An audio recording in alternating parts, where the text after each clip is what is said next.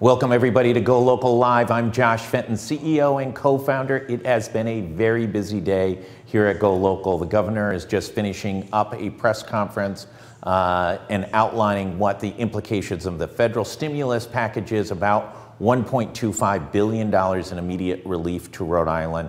A much needed boost, but obviously not close to filling all the gaps of what's going on in the state's economy.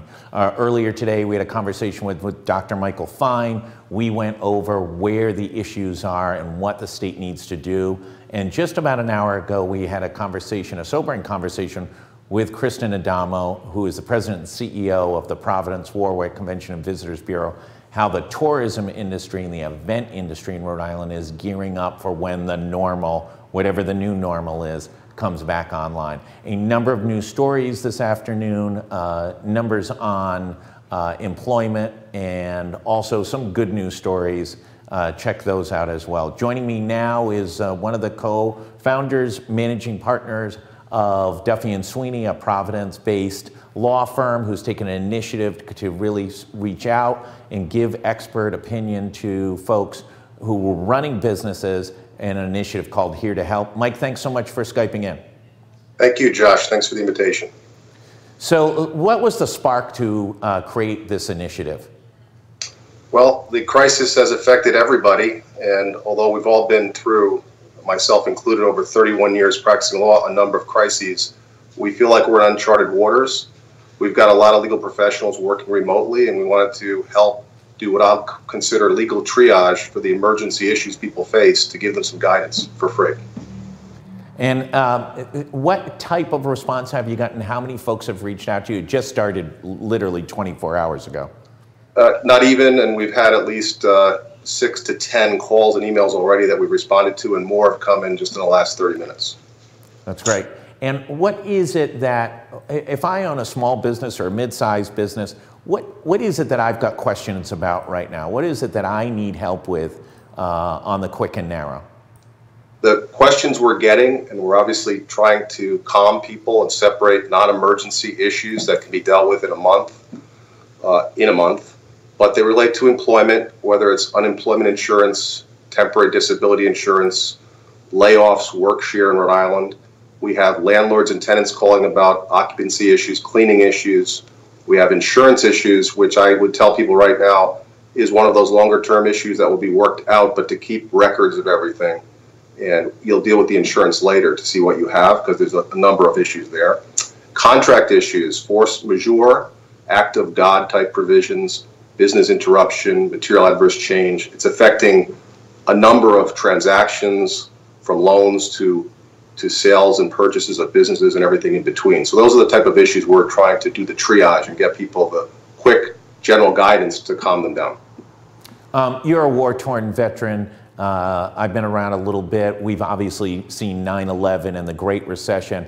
We've added 62,000 to the unemployed in the last 2 weeks here in Rhode Island. None of us have ever seen anything quite like it. And also, we just don't know when things are going to let up. We haven't even really been hit with the healthcare crisis in Rhode Island. What's the number one thing you're saying to folks who are calling you up about in response to settle them about the future of their business? Well, as business owners, I think they should lead.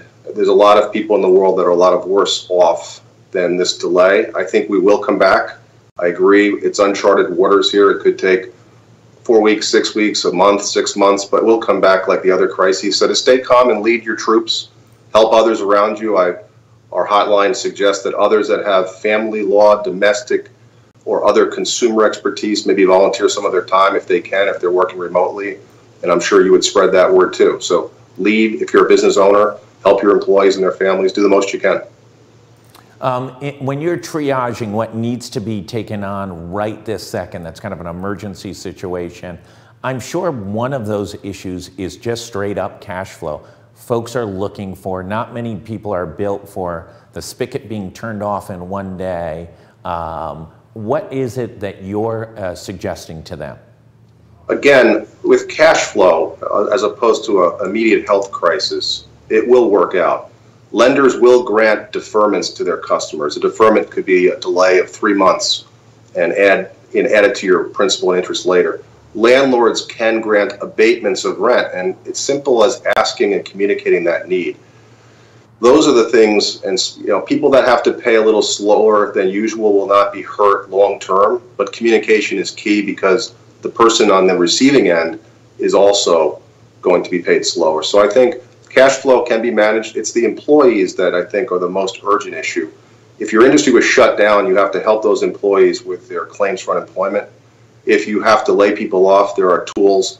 Our resource center on our website has a lot of good information, and we're improving it every day, as are a lot of other people. So that's what I think you have to do is slow down and take a pause and manage a 12-week plan, and you will get through it. Is that really the goal, that just break it down, see what you need to do over the next 3 months, and plan accordingly to that?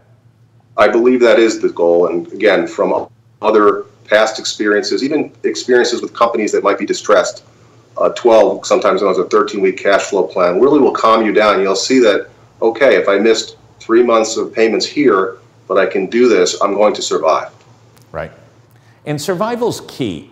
As people get laid off, the opportunity for them to re-enter the workforce is companies. And if the companies all begin to disappear, it's a much harder road back to a vibrant economy here in Rhode Island.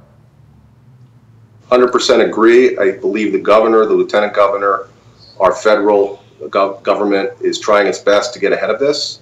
I think they're doing unprecedented things. It will cost money to pay back later, but let's get through it together now. Solidify those small businesses that employ most of our citizens, and we will all come out of this okay in the long run. Deal with the health issues that are the crisis issues now. It's a health crisis. Obviously, the hardest hit industry in the state of Rhode Island functionally brought to a standstill virtually. Some are still doing some service via curbside and takeout, is the restaurant and hospitality industry. A big employer in Rhode Island. Hospitality employs 56,000 people. What's your suggestion to them, the more independent owned, not the nationals? Right. Well, we've had clients affected by it, Josh. I believe that the workers will need to file quickly and take advantage of the no wait period unemployment insurance. The employers are going to have to do those planning, and it's hard planning. And I think the state and the federal government, industry by industry, will have to craft help to get those restaurants reopened.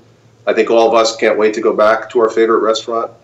I know one initiative started by a colleague, Bill Dessel, is a hashtag Lift Your Spirits, where if you're at home, and you may have seen this, Josh, and you make yourself, you're fortunate enough to make yourself a drink, you can go to that site and give a tip, and the tip goes to the National Restaurant Association, and they will give it as emergency relief funds to employees of closed restaurants. So I think there's other ways like that, which I applaud, that will help. That's great. Your last comment on sort of where, the proverbial sky, I think many entrepreneurs is the sky is falling. What's the number one thing they should do, besides call your helpline? For entrepreneurs, small business owners, and large business owners, I believe it's to try to calm yourself and those around you. The more you are calm, you will spread that. It's a leadership issue. I believe a lot of people will exercise that, and that will help us all get through it. And you can work remotely. Technology's come a long way in our careers, Josh, as you know. And I think people will band together and get through it.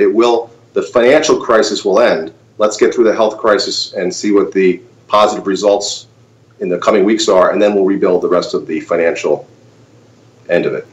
As a digital virtual company, everybody's going to catch up to GoLocal in the next few months. So I think it's an exciting time. It's also a time of innovation. And conversations we have with folks is, listen, you can literally reinvent on the fly right now, and you can also see what the opportunities are to leverage technology. Listen, the finances are going to be the finances. The opportunity to reinvent your business is really sitting here right now, and you're forced to do it.